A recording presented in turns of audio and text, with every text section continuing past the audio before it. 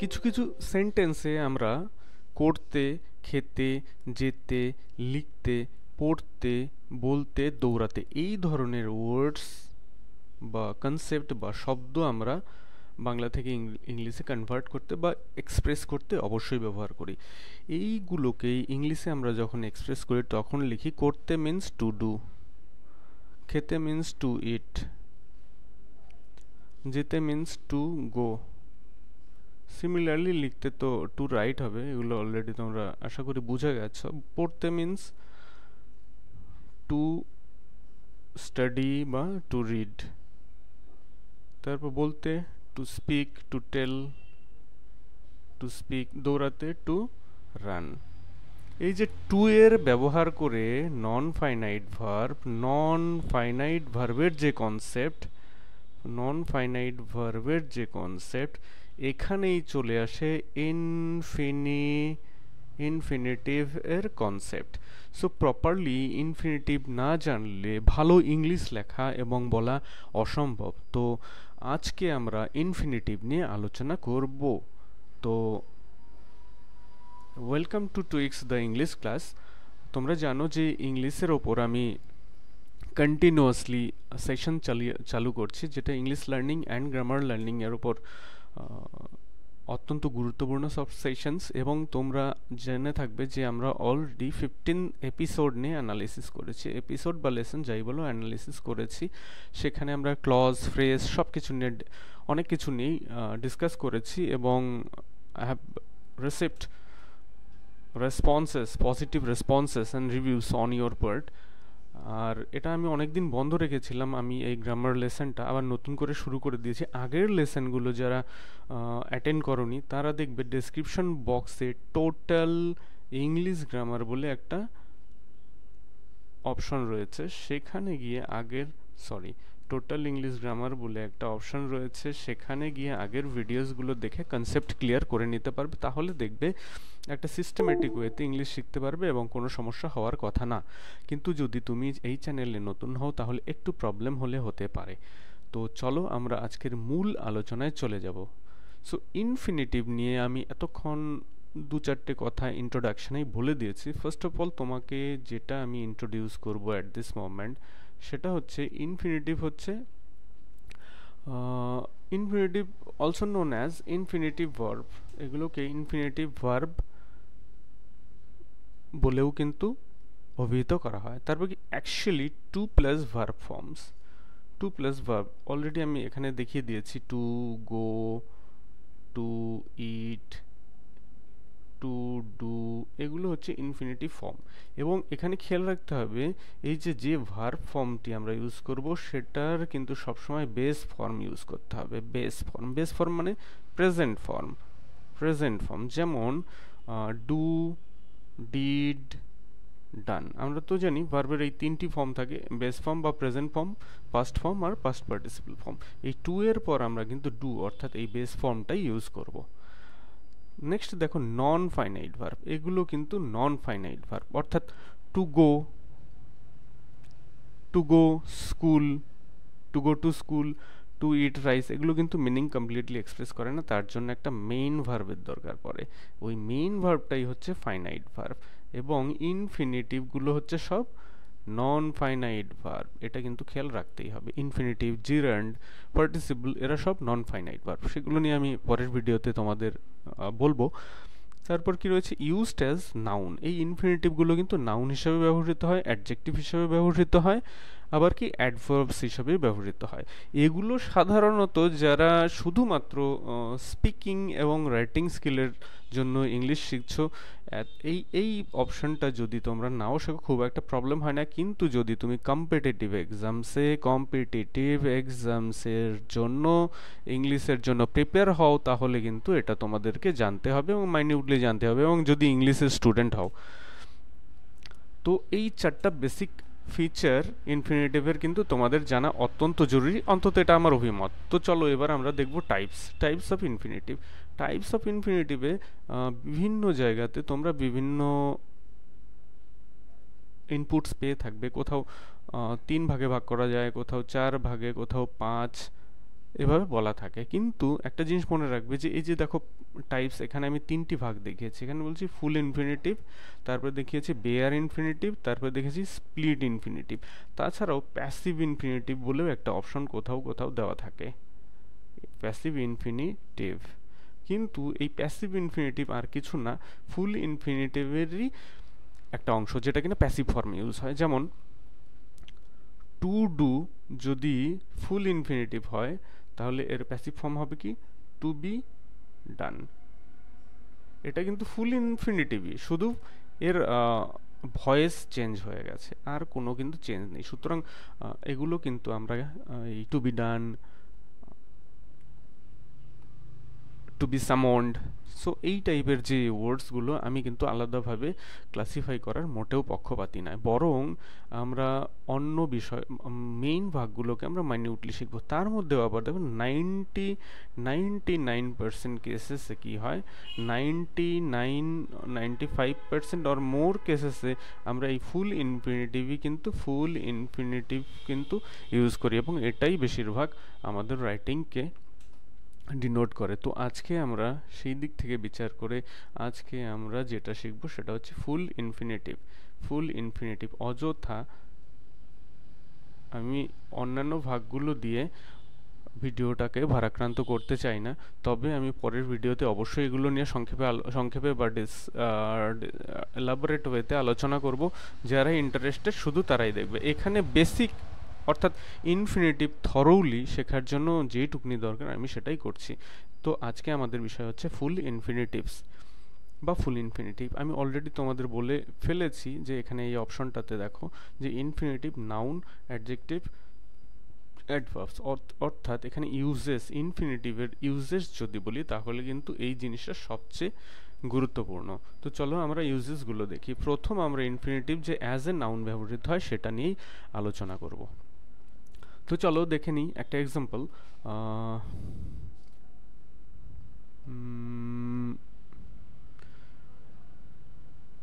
Two swim in the rough, R-O-U-G-S, rough sea is dangerous, R-O-U-S। এখানে দেখো সাধারণত যদি আমরা ওয়ার্ড দিয়ে প্রশ্ন করে বা সামথিং দিয়ে সাবস্টিটিউট করে যদি কোনো অ্যান্সার পাই, সেই অংশটিকে আমরা নাউন বলতে পারি। To swim in the rough sea, in the rough sea এটা তো প্রিপোজিশনাল ফ্রেজ, এটা নিয়ে আমি আলোচনা করব না। টু সুইম এটা দেখো সাবজেক্টের মতোই দেখতে লাগছে, ইজ হচ্ছে ভার্ব, আর ডেঞ্জারাস বিপজ্জনক এটা অ্যাডজেক্টিভ, যেমন খুশি তাই হতে পারে। তো আমার কথা সেটা না, আমার কথা হচ্ছে এটা নাউন কিনা সেটাকে ডিনোট করতে হবে। তার জন্য আমরা ওয়ার্ড দিয়ে প্রশ্ন করব। যদি আমরা উত্তর পাই তাহলে তাহলে আমরা বুঝবো যে এটি নাউন হিসাবে ইউজ হয়েছে। What is dangerous in the rough sea? To swim.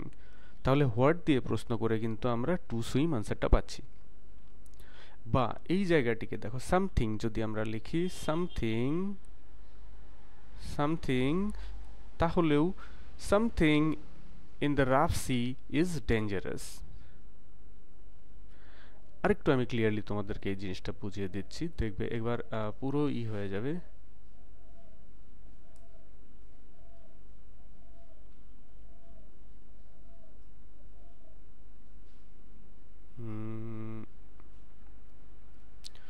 To swim is dangerous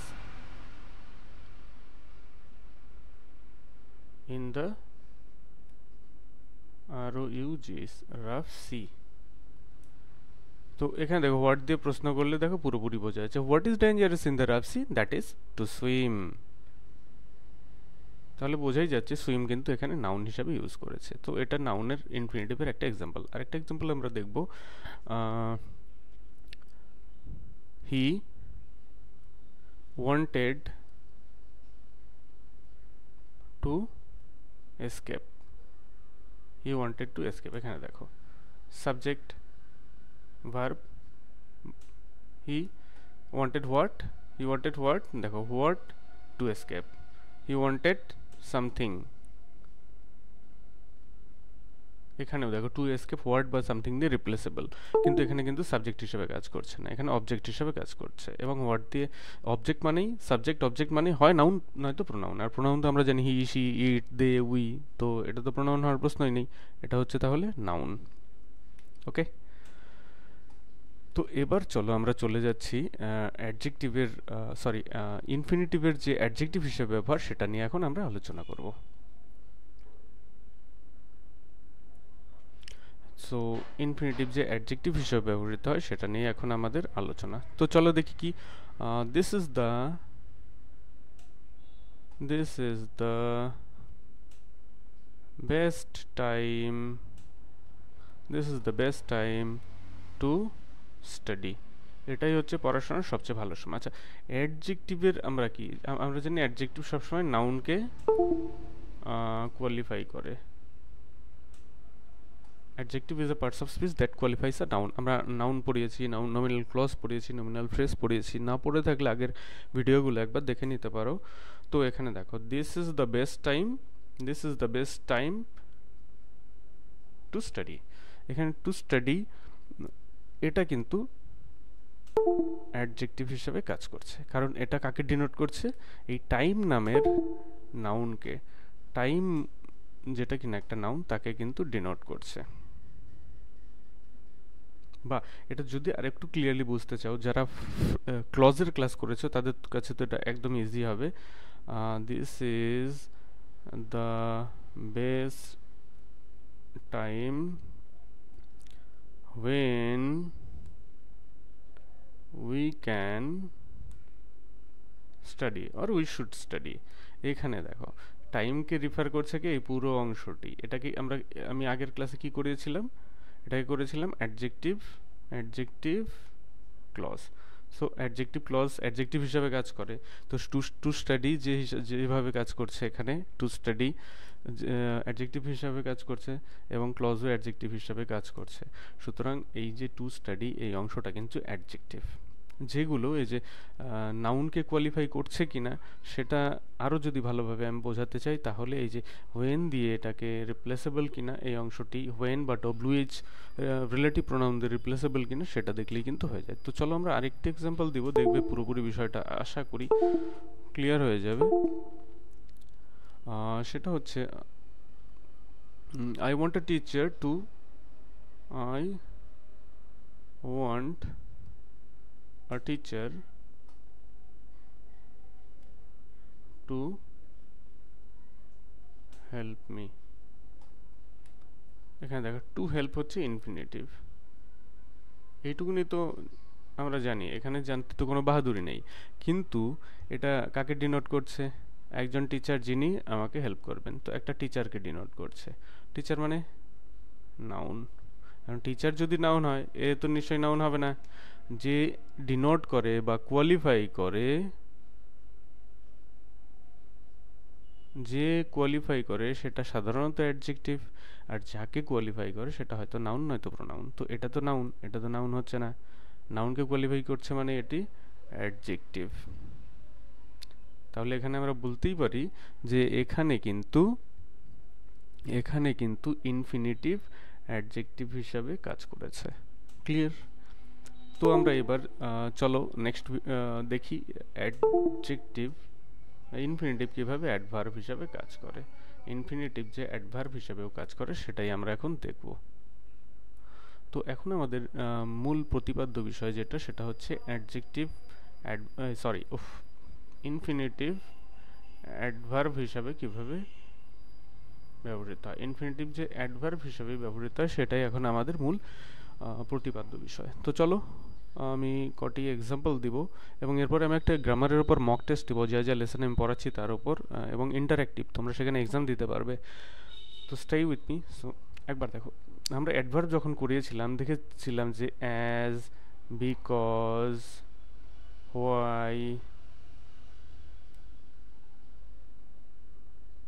etc এগুলো ইউজ করে কিন্তু এই কেন, কিভাবে, কখন, কোথায়, কারণ বা স্থান ইত্যাদি ইত্যাদি ডিনোট করে কিন্তু অ্যাডভার্বকে ডিমার্ক করা যায়। তো আমরা কিছু এক্সাম্পল দিচ্ছি, তাহলে আর তোমাদের কোনো সমস্যা থাকবে বলে আমার অন্তত মনে হয় না। He cleaned the blackboard, he cleaned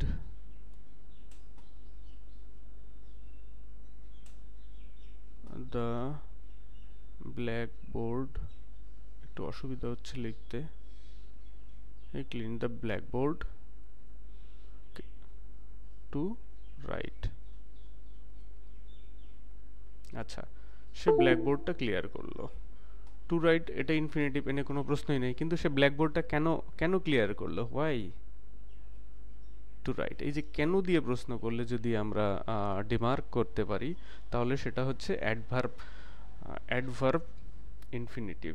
সেখানে বলবো যে ইনফিনিটিভ অ্যাডভার্ব হিসাবে কাজ করছে। বা আরেকটা ভাবেও আমরা কিন্তু এই জিনিসটাকে বের করতে পারি। যেমন ধরো he cleaned the blackboard because he wants to write। কারণ হচ্ছে সে লিখতে চায়। এই যে বিকজ দিয়ে যে ক্লজ শুরু হয় সেটাই হয় অ্যাডভার্বিয়াল ক্লজ। এরপরে তো না বোঝার কোনো প্রশ্নই আসে না, অ্যাডভার্বিয়াল ক্লজ অর্থাৎ অ্যাডভার্ব ক্লজ।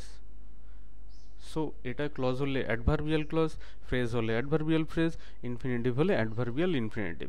তো এখানে ইনফিনিটিভ কিন্তু আমরা চোখ বন্ধ করে বলতে পারি যে এখানে ইনফিনিটিভ অ্যাডভার্ব হিসাবে কিন্তু কাজ করছে।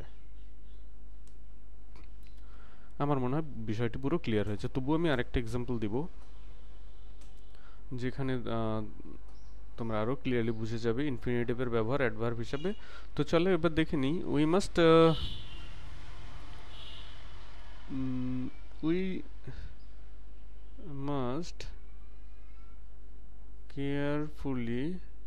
must carefully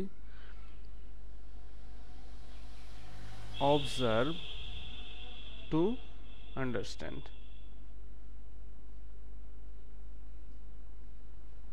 উই মাস্ট আমরা অবশ্যই কেয়ারফুলি অবজার্ভ করব, সেটা কোনো ক্লাস হোক, কোনো ঘটনা হোক বা কোনো হোক কেন, টু আন্ডারস্ট্যান্ড। দেখো হোয়াই দিয়ে কিন্তু এই অংশটি রিপ্লেসেবল, বা why should we carefully observe to understand হয়ে যাচ্ছে। তো হোয়াই দিয়ে প্রশ্ন যখন করেছি আমরা বলতেই পারি যে এই অংশটি হচ্ছে অ্যাডভার্ব। সো ইনফিনিটিভ এখানে অ্যাডভার্ব হিসেবে ইউজ হয়েছে। আর একটি পদ্ধতি যেটা আমি আগেও দেখিয়েছি সেটা হচ্ছে ক্লজের মাধ্যমে আমরা কিন্তু বলে নিতে পারি we must carefully observe because we want to understand। আমার সাউন্ড বোধহয় একটু কম আসছে। We must carefully observe because we want to, because দিয়ে শুরু হয়েছে মানে এই অংশটি অ্যাডভার্ব হিসাবে কাজ করছে। তো এখানে আমরা বলতেই পারি যে এই অংশটি ইনফিনিটিভ, এখানে যে ইনফিনিটিভ রয়েছে অর্থাৎ এই যে টু আন্ডারস্ট্যান্ড, সেটা কিন্তু অ্যাডভার্ব হিসাবে ইউজড হয়েছে। তো এই ছিল আজকের প্রেজেন্টেশন, অ্যান্ড আই হোপ আজকে যেটা প্রেজেন্টেশন হলো সেটা তোমাদের সকলেরই ভালো লাগবে না, ভালো লেগে থাকবে। এবং যদি তারপরে মনে হয় যে কিছু প্রবলেমস রয়েছে তাহলে never hesitate to ask me through the comment section and I will try to sort it out next time. And if you are new to my channel, don't forget to like, subscribe and share. So thank you again for watching the video.